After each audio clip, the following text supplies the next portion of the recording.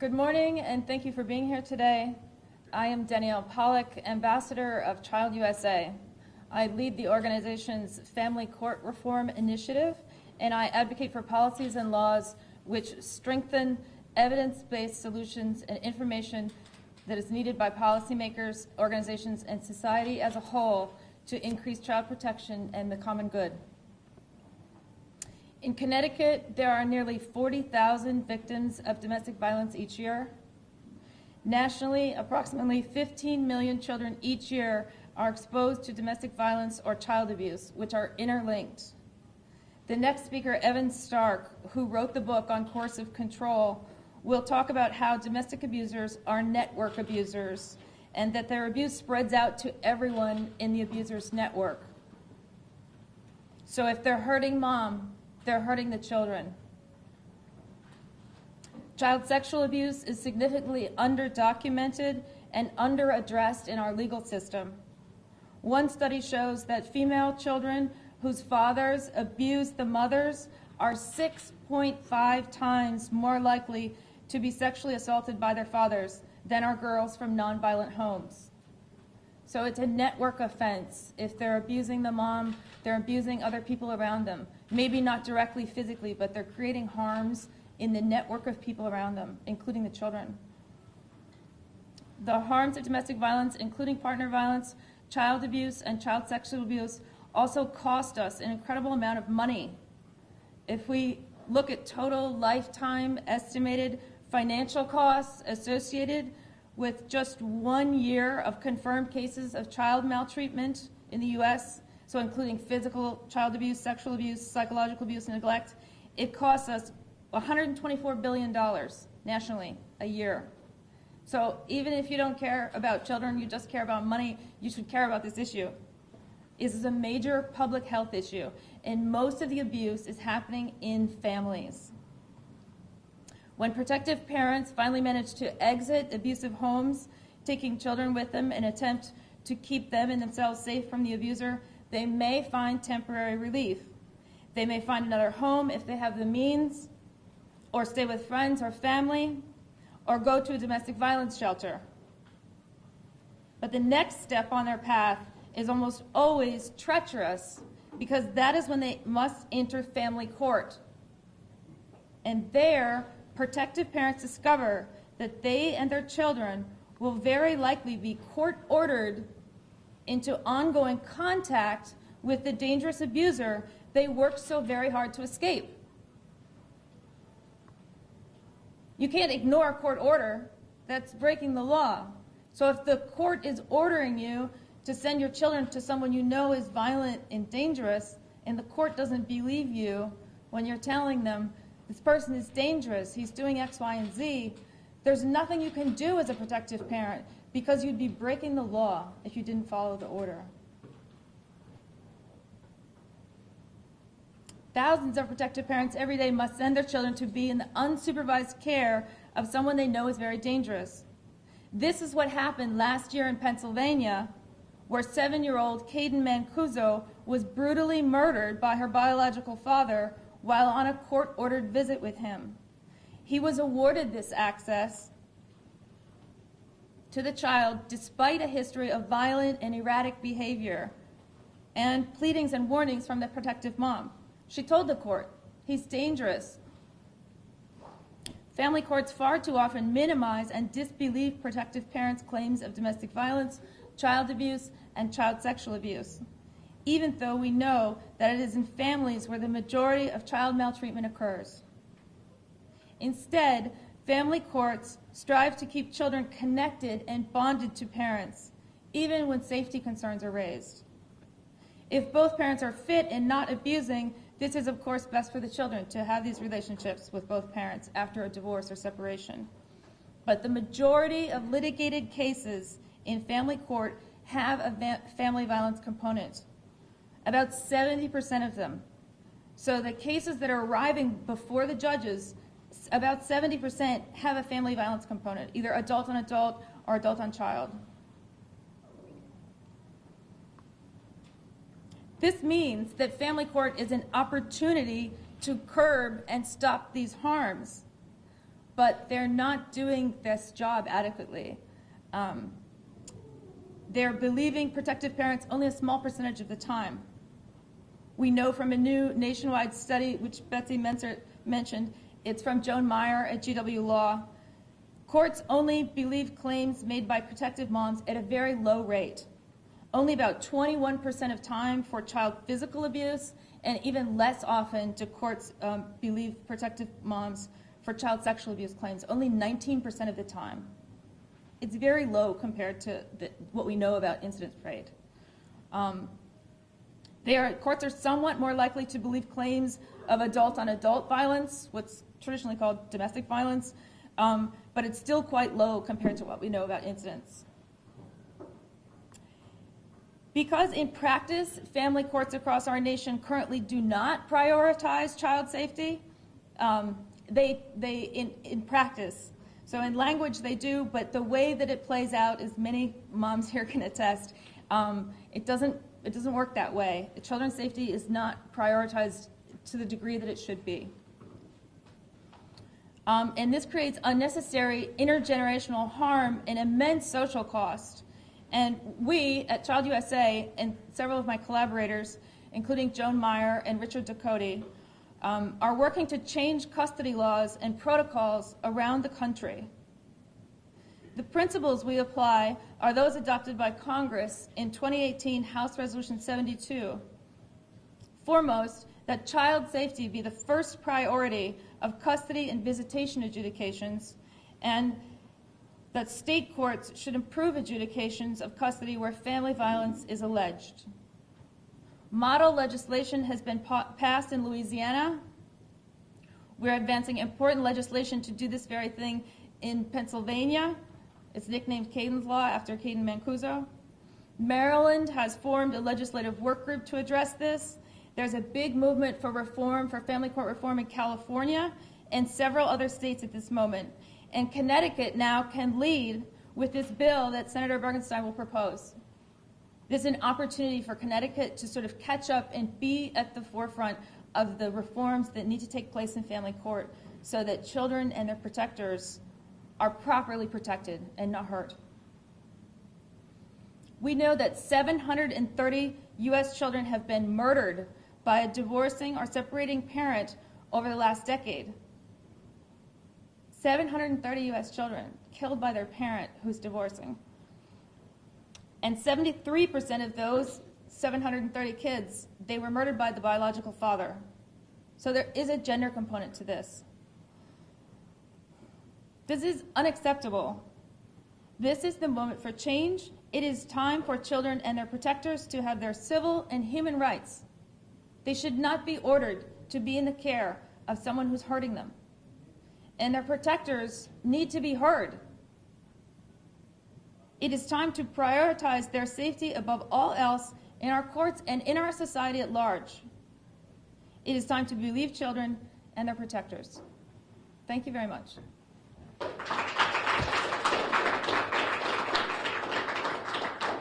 The next speaker is Evan Stark. He's a world-renowned author and leading thinker on coercive control. And he's going to talk about several things. I don't know if I can do this. If I disappear. Excuse me. I also have no voice. Good morning. I'm not sure, Alex, I apologize, you have to sit through all this. I'm sure at the legislature it's, I don't know, I won't say it's more interesting, but at least you can sit down and drink water and look at you. I think what I'm going to do this morning, I don't know what to do in 10 minutes or so, but I think what I'm going to do this morning is just sort of tell you the big context in which we're winning. Because when I speak in England these days, or in Scotland, and last week I was in Australia, we fill football stadiums. We fill football stadiums with police, prosecutors, and women's groups, because we have the law. But I want to tell you something, too. I'm going to tell you that the law is not the answer. It's the coercive control context that makes the law work. It's my police spending 2 years tracking a guy on a surveillance system that I have centralized through the central prosecutor in Edinburgh, who can track these guys because they move, they run. They take their kids and they go from house to house, from town to town. I have police who've been in the same borough for 25 years. They don't have the manpower, the woman power to follow them. I need to have surveillance equipment. That's the coercive control context. That's a commitment. I have the deputy commander of all the Irish police. When the day before we introduced a new coercive control law in Ireland, I was briefing the chief police officers in all of Ireland, and I was just listening. I said, I'm just going to listen. They knew that wasn't true. And so finally one of the chief of detectives got his dander up and he said, oh, Dr. Stark, what am I going to do? Am I going to tell that man who's the guy's running down the street with a TV set, I'm going to say, let him go with the TV set. Go check the domestic violence. What am I going to tell my officer? And the woman who's the chief deputy commander of all the police in Ireland turned to him and said, you tell him, young man, you're bringing liberty through the door. That's what coercive control is about. It's not about domestic violence. It's not about child abuse. It's about liberty. And that's what this family court discussion is about. It doesn't start with liberty. It starts with little things like custody. It starts with little things like alimony. But the fundamental principle about which all of us are concerned is that people should have equal rights to liberty and equality and dignity, and that is on the table. And by the way, it's on the table for children as well as women. My new book, which I recommend highly to you, will be out in about 6 months, it's called What About the Children? 40 years ago, about 30 yards from here, Ann Flitcroft and I published research that showed domestic violence was the leading cause and context of child abuse in the United States. Men, not women, are responsible for more child fatalities and near fatalities, 60 to 80%. Do you know that? And wouldn't you believe it? Isn't it a strange fact that there's not one child welfare department in the entire United States that has a division that focuses on men as the abusers of children? That's why when we brought the lawsuit, Nicholson versus Williams, against the state of New York was found unconstitutional. The federal court in New York found that the city of New York was violating women's 9th Amendment, 15th Amendment, and 13th Amendment rights, including their right to indentured servitude, by taking their children away from them and putting them into foster care solely because there had been domestic violence in their household, even though they themselves had not committed the domestic violence, and their children had in no cases, not one, been themselves abused. Indentured servitude, they said, the city of New York, the Division of Child Welfare. Well, that is what the family court does in the state of Connecticut. When it takes children and it gives them to men who have committed domestic violence, it puts those children into indentured servitude. It takes away their right to liberty and dignity, and the children tell me that. The 3-year-old children tell me that. The 5-year-old children tell me that. In my office, the 9-year-old girls tell me that. And do children lie? Oh, you bet they do. As I told the judge in Baltimore, not only did this girl lie to me about seeing her father abuse her mother, I'll tell you why she lied. Because she's been trying to get somebody to take that abuse seriously. Because it's not what they see. It's not only what they hear. We're trying to stop using words like witnessing child abuse. Children don't witness it. Joe Torre of the New York Yankees told me that when he would come home, if he would see his father's car in the driveway, he would go to a neighbor's house. He knew his sister was home because he knew his father was beating his mother. And when he told me that story, Joe Torre, world champion New York Yankees, I know he went to some other teams, but world champion New York Yankees broke down and started to cry. He didn't witness domestic violence. He experienced coercive control. What we now know is that domestic violence is not a one-on event. It's not a single instance. 70% of the cases, it goes on for an average of 5 or more years. That's what you're seeing in family court. That's why it's so hard to produce evidence of a photograph or an X-ray or a letter or a document, something, because it happens not only behind closed doors, but it happens in the insidious, invisible ways that you can't see always or feel or touch, but you experience as deeply as you experience any kind of insult to your dignity and your liberty. So we're learning that coercive control is something, first of all, that embraces, as she was saying, an entire network. Not just a network of the family, not just the children and the women, but the neighbors, the friends, the in-laws, the grandfathers. We have whole Irish families.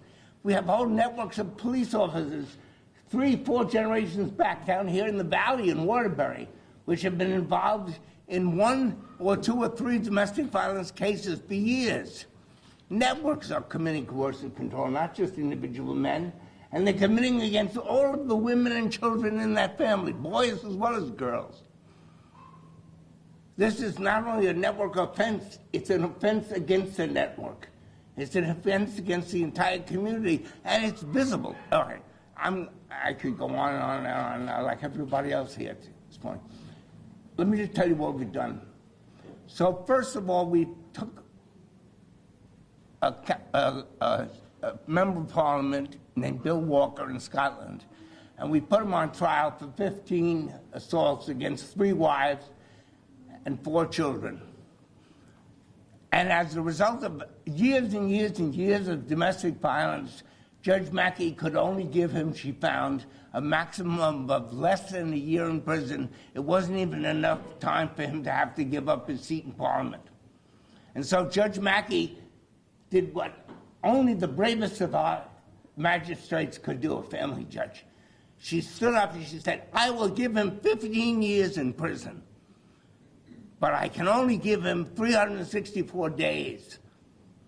What we need is a new law, because he is guilty of all of these accumulated assaults, hitting his 15-year-old stepdaughter with a frying pan. The insults, of course, he said what every barrister says. He said, well, it was a conspiracy of the wives. You know, the wives were up against me and the stepdaughter. And the next day after Judge Mackey gave that speech, the Scottish Parliament voted unanimously to pass a new domestic violence law, coercive control law, enumerating a maximum penalty of what? 15 years in prison.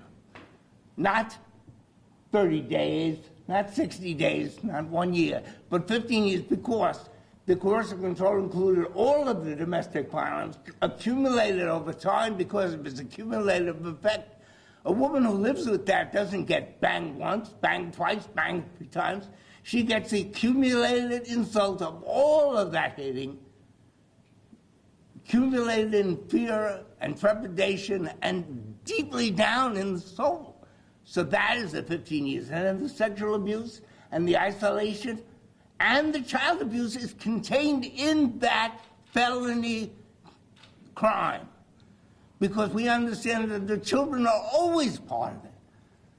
Coercive control of the children and coercive control of the woman are part and parcel of the same thing. You can't separate out the cases the way we do now in family court. This is just the beginning, so we passed that law. And we did the same thing in England with a different case. 16 children killed in care with their fathers, to whom the family court had given them in 1 year in London. 16 children were killed while they were being cared for by their fathers, whom the family court had given custody. And so Theresa May, who was then the Home Secretary, not yet Prime Minister, not yet Brexit, adopted coercive control as a whole national definition for all of England, subsuming all other definitions And immediately, the world was transformed for domestic violence victims. No longer was there a revolving door in the police departments with men who were arrested on Friday night for domestic violence would be out of jail Saturday morning. Now people were going to jail for 4, 5, and 6 years on accumulated accounts. And we were clearing the dockets because 40, 50% of the cases our cops were seeing were repeat offenders. Now the repeat offenders were getting single unified crimes. Now Nigella Lawson, you know who Nigella Lawson was before, was coming forward and saying, I am psychologically abused. And her partner was being put on trial because that too is thought to be an insult to the dignity and liberty of people. Anything that devalues your equality and your humanity. And so now we're coming back, I'll just tell you that. And you heard we have laws now on the books coming on in Louisiana, in Colorado, in Minnesota, in Wisconsin, in New York, in Pennsylvania, in California. We have to move very slowly and state by state in this country. And we're just beginning to get criminal laws on the books. We're beginning to move now in the family sector too because we realize that's important. And the third arena I just want to mention, because it's important even though it doesn't affect you, I've just come from a prison in Miami. That's where I was 2 days ago. And last week I was in a prison in Wisconsin. And that's where people like Jennifer McDaniels would have ended up had she not herself been killed because her children were taken away. These are women who have been battered, whose children have been murdered by their partners, and who themselves are being charged as co-conspirators because they didn't get out. Not because they hurt the children, because they didn't get out. And I am able to free one after another of those women, just like we freed Sally Challen in England. Sally Challen hit her husband 28 times with a hammer. He was dead after the 5th time. And she kept hitting him. And she had been in jail for 8 years before I explained to the High Court of Appeals that it was those other 23 times that she hit him that made up for all of the indignities, because there had been very little violence in that case. That made up for all the times he'd taken her money. There had been almost no violence in that case. All the times that he had treated her as an equal, she had lodged into those hammer blows. And when Sally walked out of the courtroom a free woman, 3 days later, England understood that there's a three-prong. There's justice for women, because women cannot be charged for things that are done to them or done to their children because we have failed them and because the family court has failed them. Because if the family court fails them, some of the women who are in this room will be in those prison cells 2 years from now, I guarantee that. Because they are just like you. They look just like you. They look just like us. And the second prong, of course, is the criminal justice prong. We have to hold these men accountable.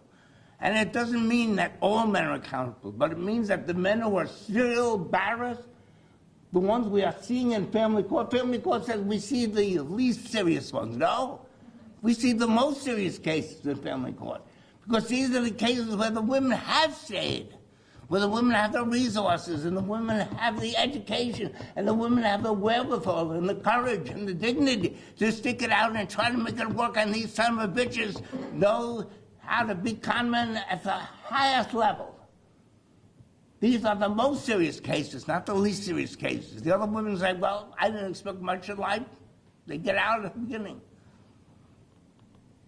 So the family court is the second arena, and the criminal court. We have to hold these men accountable, and then we have to have the equity.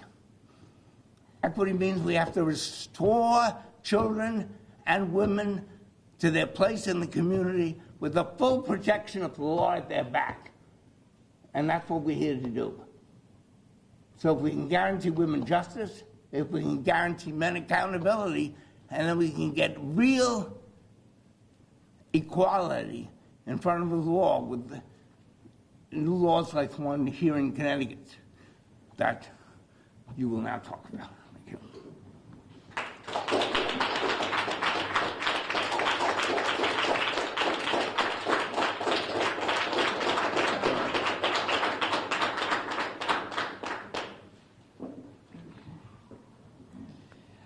Thank you, Dr. Stark. Oh, sure. Change your microphone.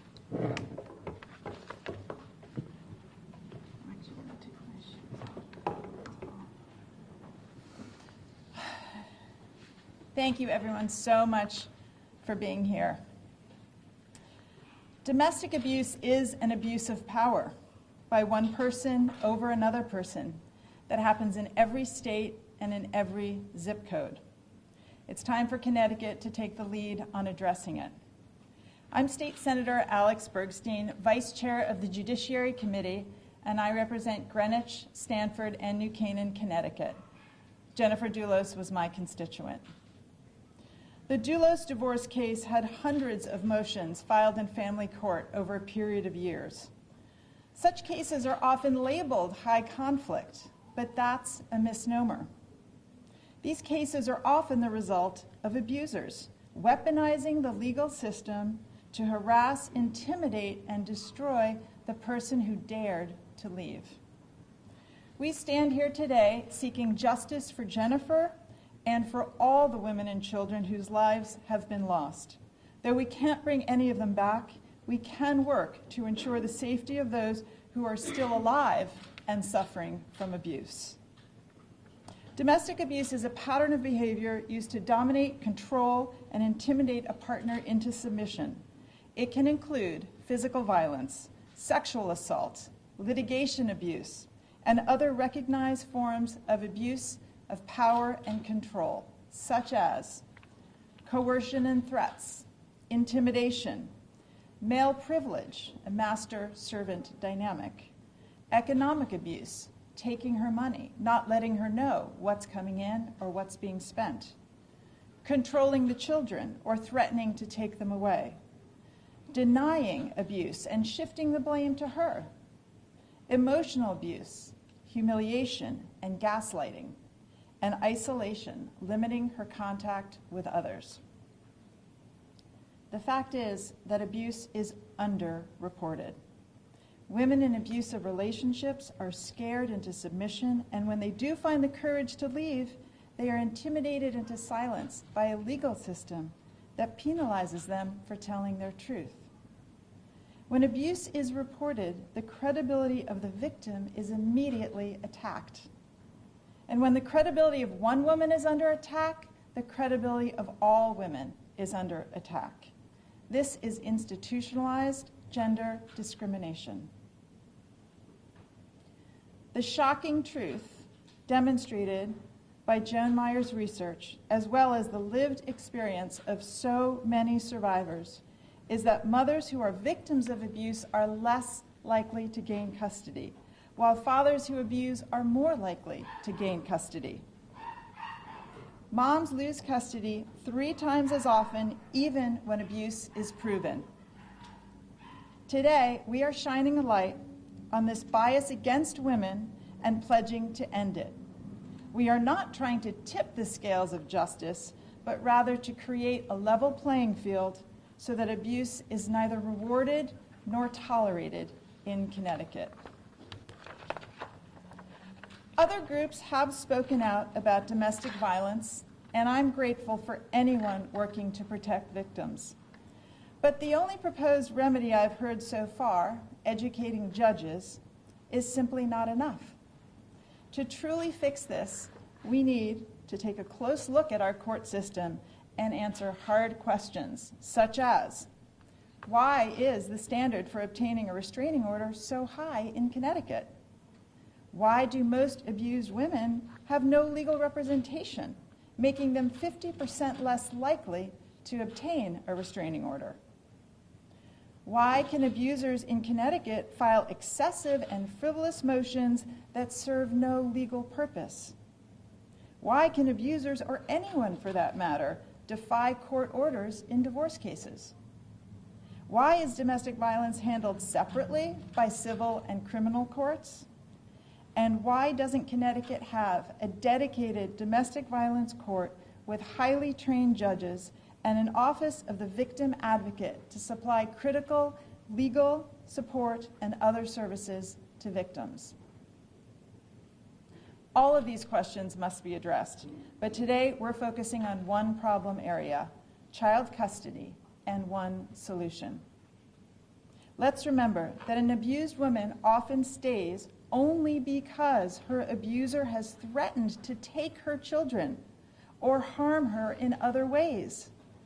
She feels powerless and paralyzed by fear. If she can summon the superhuman strength needed to leave, that is when danger peaks. Because when he can no longer control her, the objective is to destroy her. Abuse is a powerful and often invisible force that must be recognized as the paramount factor in the safety and well-being of women and children in these situations. Currently, the Connecticut statute regarding child custody, 46B56, requires courts to consider domestic violence and child abuse among the 16 factors in determining best interests of the child. We believe abuse is the most important factor and should be determined first because it's the overarching element that explains so much about the family dynamic that might not otherwise be apparent. And Congress agrees. Today, I'm proposing the Child Safety First bill, which mirrors what Congress has already urged every state to do. Congressional Resolution 72, which passed with bipartisan support in 2018, states that family violence and abuse must be considered before other factors in custody cases, and courts must rely only on experts trained in abuse and trauma to make their determinations. Making abuse the first issue evaluated in custody cases would show judges what's really going on inside a family and clarify what's really in the best interests of the children. I want to be clear that this is not a campaign of women against men or moms against dads. Any person, regardless of gender, can be a loving parent. And many divorced couples are both loving parents. But when a person has a history of controlling abusive behavior, they can no longer be presumed to be suitable for the custody of a child, which is what our law currently allows. Today, we're advocating for the rights of children to be safe and loved. We're advocating for the rights of women to be heard and believed. And we're advocating for the rights of everyone to be in safe and healthy relationships based on dignity and respect. Thank you.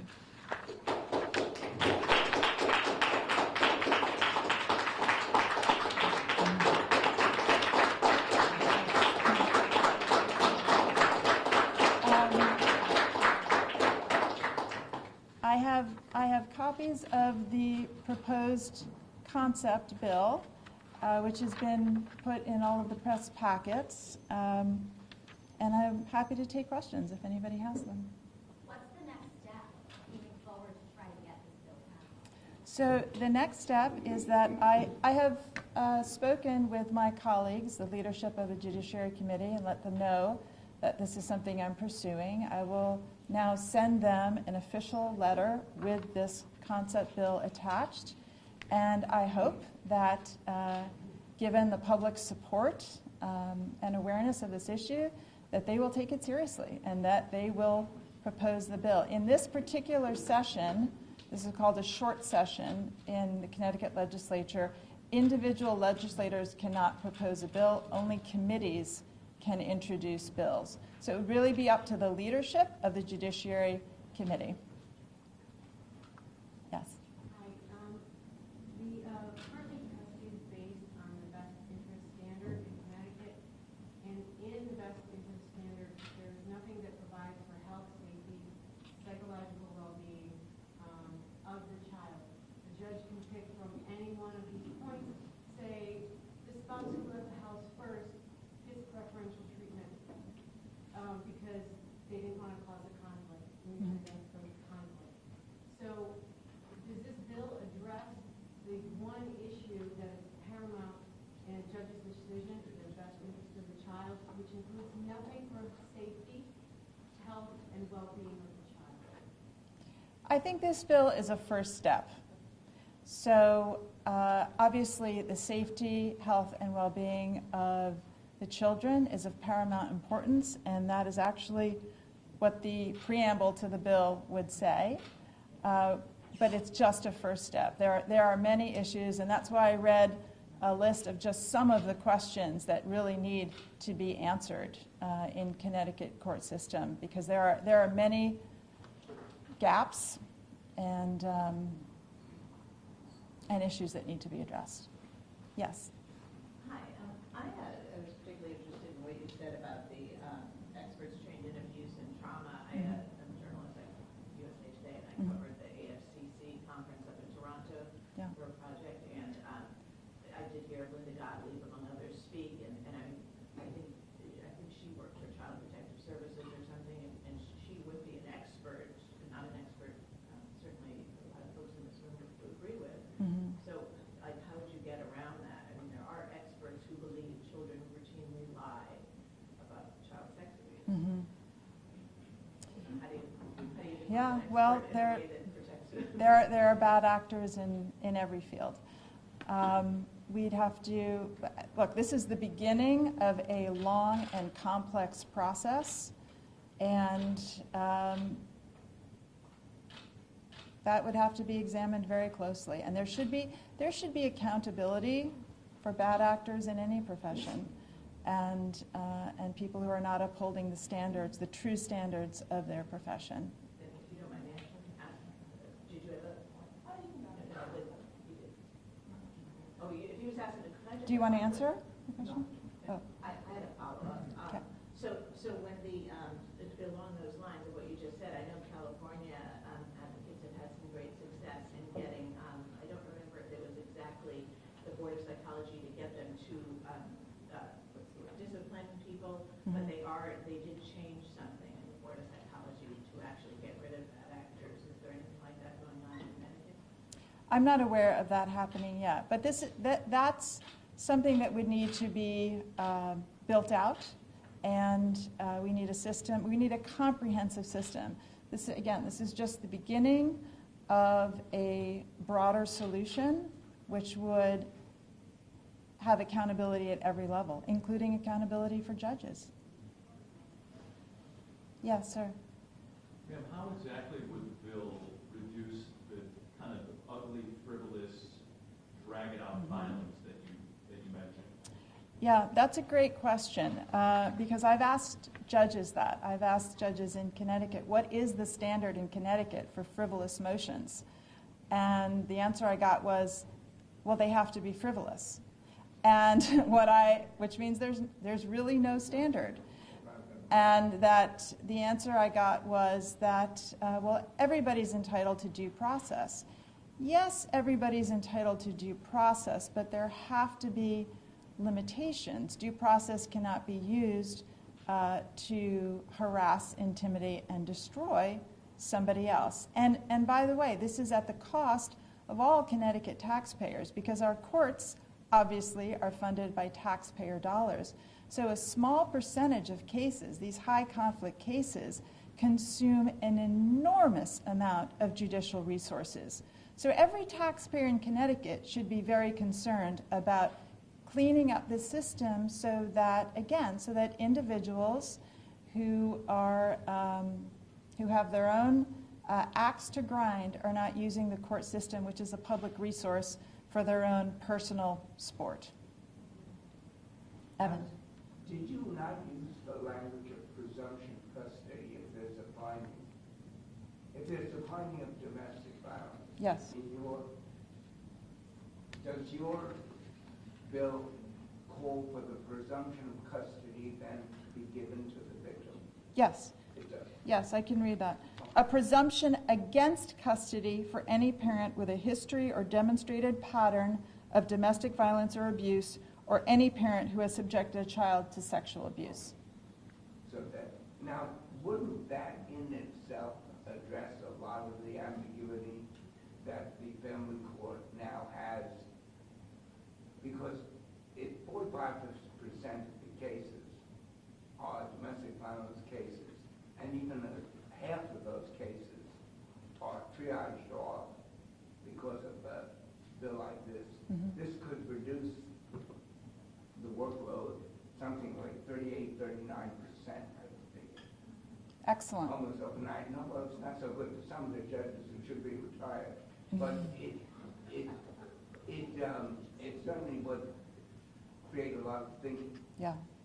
Well, ideally, we'd have a dedicated domestic violence court with highly trained judges with all of the support services and staff needed so that we didn't have untrained judges or judges who are inexperienced in this having to decide what really are life or death issues.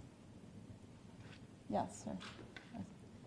You said that domestic violence is currently one of the series of factors considered in custody cases. Are those prioritized in any way at this time? No. So it's just a list to make pick and choose? It's a list. 46B 56 of the Connecticut General Statutes.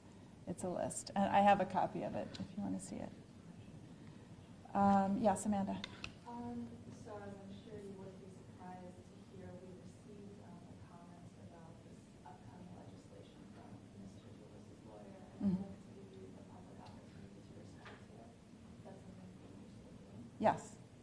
Well, his criticism was that using Jennifer's disappearance to advance legislation change is mere crisis mongering, and hysteria is not a sound basis for public policy. So this is a crisis. Domestic abuse and domestic violence has been a crisis forever. We are shining a light on it. And I would say that anybody who uses the word hysteria in the context of speaking about a woman is attacking the credibility of all women. Well said.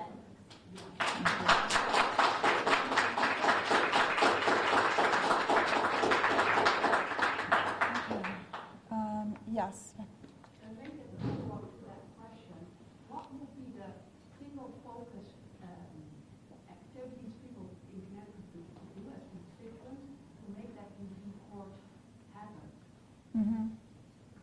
From the bottom up, what can we do? Yeah, well, from the bottom up, everybody can call their state representative, their state senator, and tell them that they're supportive of this bill and of further actions taken to improve the outcomes and the fairness of family court. Evan. I just want to tell you this, that the domestic violence courts are not a panacea. They've been existing in New York for many years. They existed in Wisconsin for a number of years. There are a number of other places that happened. First of all, when they can be on the criminal and on the family side. Typically, if they're on the family side, they don't have criminal jurisdiction. And so when you're dealing with a problem like domestic violence, when you're dealing with evidence that bears on multiple criminal offenses, in most cases, the family court has very limited jurisdiction and very limited power. And what has happened in most cases with domestic violence courts, like in Westchester and New York, is that the judge is at so low level of jurisdiction that he can't handle anything but low-level misdemeanor crimes. Most domestic violence crimes, when you enumerate them as they've actually occurred, are considerably more dramatic than it can be handled, even at a high-level misdemeanor such as New York anticipates in 1 year in prison. So the family court, the domestic violence court, triages those cases, doesn't handle them very well. And the judges have moved very rapidly through because they get burned out, they get very frustrated. What I think I would suggest is that the next order of business with the bill that prioritizes domestic violence is to craft a definition of domestic violence that's broad enough that it encompasses the experiences that the women in this room have had, so that you're dealing with all the issues that you raised. Yeah. Isolation, economic abuse, but also child abuse. In other words, recognize that coercively for children, rather than witnessing children, is part and parcel of the way in which men abuse women. May I read my definition? Okay. Which, of course, is subject to expansion. The statutory definition of domestic violence and abuse is revised to include a history or pattern of coercive, controlling behavior, including but not limited to physical violence, sexual assault, financial abuse, litigation abuse, and psychological abuse, including but not limited to isolation, stalking, harassment, intimidation, and threats regarding the safety or control of children. So we can expand the definition, but again, this is about reframing the issue so that it's not simply, domestic violence and abuse is not simply thought of as a strangulation or a punch that leaves a bruise. We know that so much of abuse happens with no visible signs. And as Professor Stark said, the damage is insidious, and it pervades the whole network within the family. Okay. If there are no other questions, thank you so much, everyone, for being here.